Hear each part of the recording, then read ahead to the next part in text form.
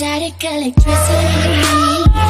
It starts moving to the Hai teman-teman, hari ini aku mau membuat tutorial bagaimana caranya menggunakan rumus VLOOKUP, HLOOKUP, dan rumus lainnya yang bisa kita gunakan menggunakan Microsoft Excel. Berikut tutorialnya. Kita masuk ke Excelnya. Nah, di sini teman-teman ada soalnya di mana tabel harga dan tabel salesman. Di tabel harga kita akan mengisi rumusnya menggunakan rumus VLOOKUP. VLOOKUP adalah untuk mencari dan mengambil data dari suatu tabel referensi berdasarkan nilai tertentu secara vertikal. Sama dengan VLOOKUP,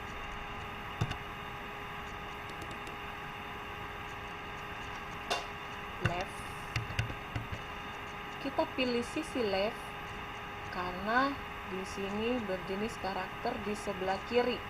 Nih, ada LED strip 32. Jadi kita pilih sisi left.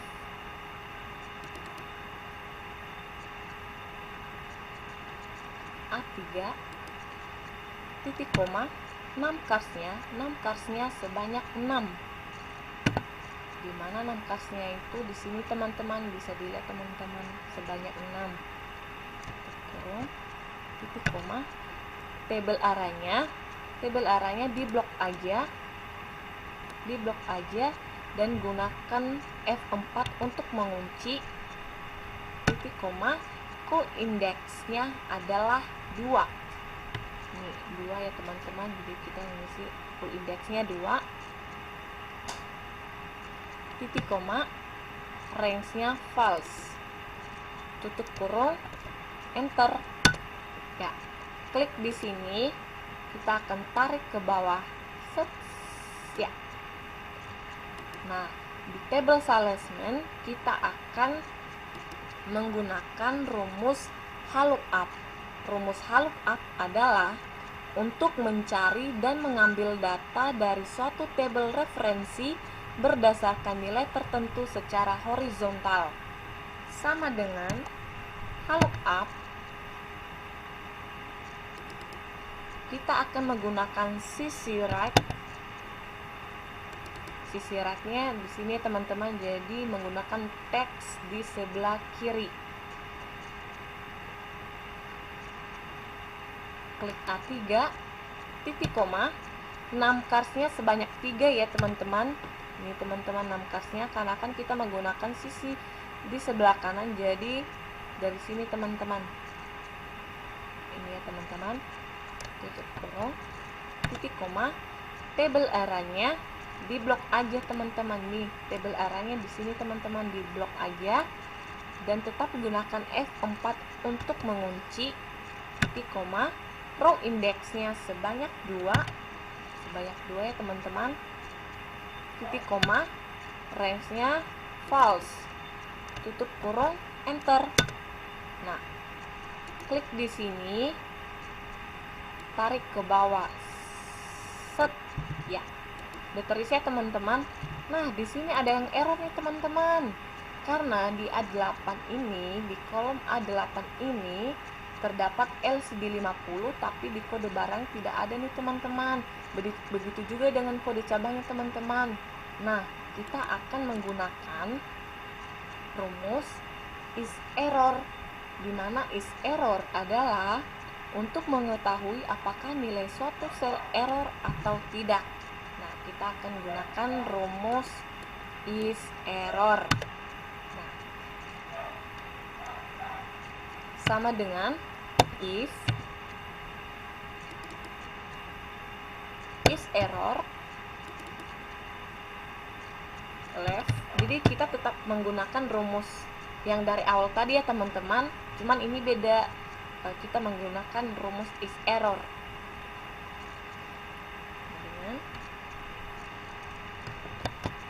Karena yang kita cari adalah A8, jadi klik A8, titik koma, gunakan 6 karsnya adalah 6,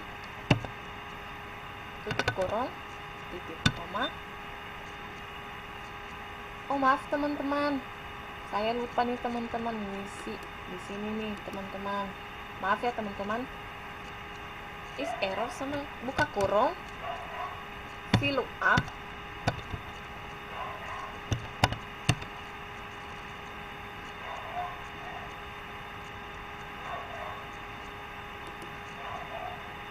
table arraynya kita blok di sini. Table arraynya gunakan tetap selalu F4 untuk mengunci, titik koma, call indexnya 2, titik koma, range-nya false. Nah, tutup kurung sebanyak 2 kali. Nah, titik koma.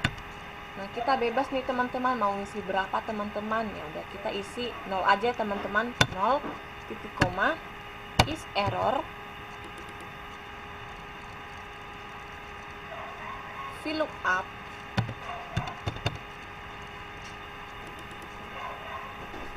left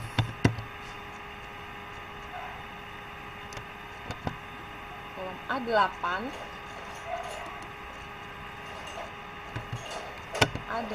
titik koma 6 karsnya 6 tutup kurung titik koma. Table arraynya diblok lagi teman-teman.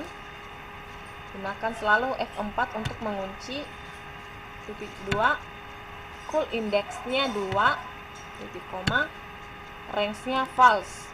Gunakan tutup kurung sebanyak 3 kali, enter. Nah, di sini ya teman-teman dapat nih teman-teman. Nah, begitu juga dengan ini teman-teman, kita akan menggunakan rumus if error, di mana if error adalah mengembalikan nilai yang telah ditentukan jika rumus mengevaluasi kesalahan, jika tidak mengembalikan hasil rumus. Sama dengan if error VLOOKUP. Jadi kita tetap menggunakan rumus yang awal tadi ya teman-teman.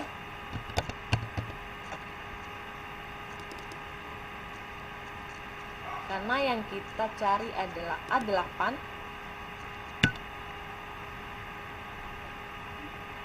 6 karsnya 3 ya teman-teman.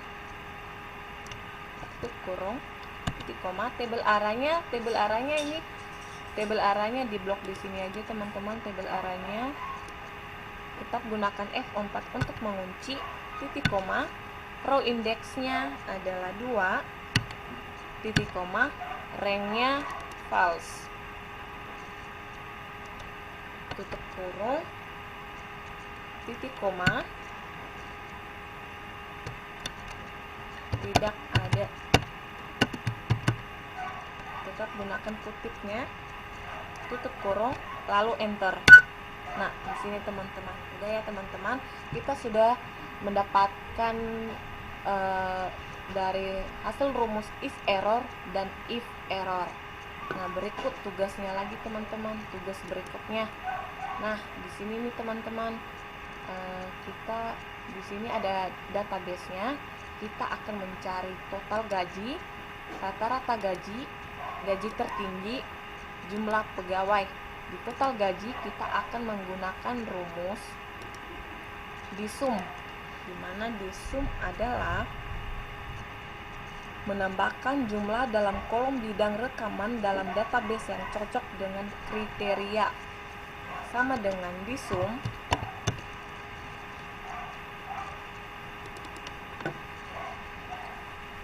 database-nya diblok ya teman-teman. Titik koma, karena yang kita cari adalah total gaji, maka kita akan ketik di sini gaji pokok. Gunakan tanda kutip ya teman-teman.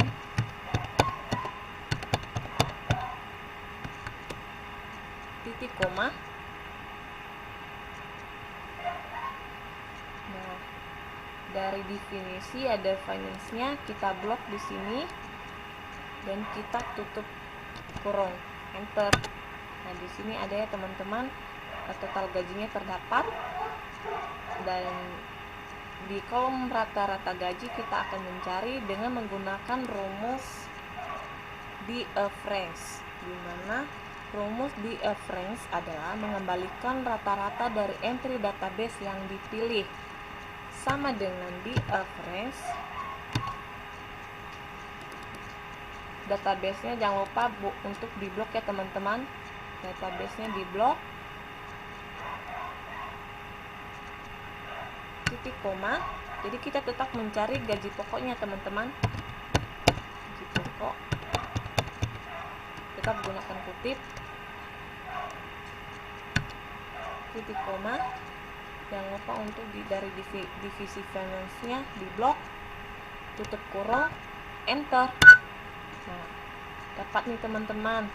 Nah, di gaji tertinggi kita akan menggunakan rumus Dmax, di mana rumus Dmax adalah mengembalikan nilai maksimum dari entry database yang dipilih. Sama dengan Dmax,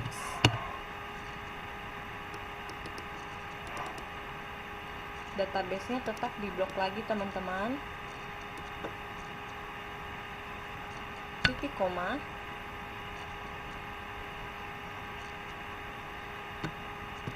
Gaji pokok,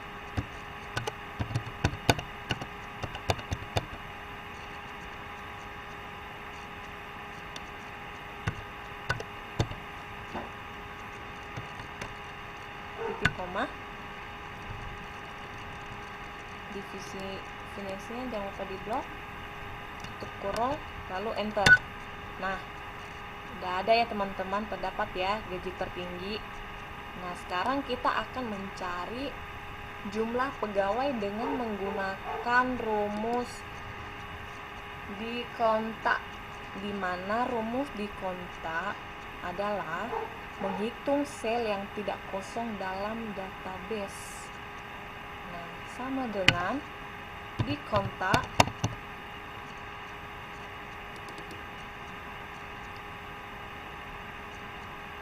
database-nya jangan lupa tetap diblok lagi, titik koma. Jangan lupa kutipnya, karena yang kita cari adalah jumlah pegawai, maka kita blok dari nama pegawainya. Mari teman-teman.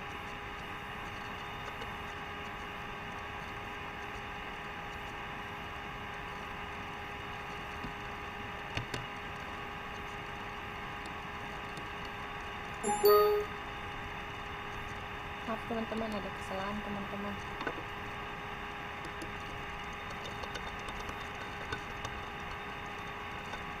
Di kontak,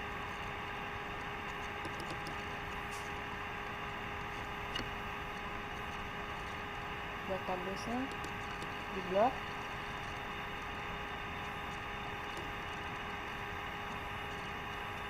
titik koma.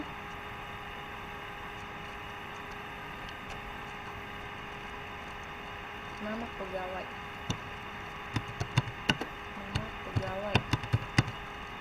karena yang kita cari adalah dari jumlah pegawai. Jadi kita ketik di sini nama pegawai, titik koma.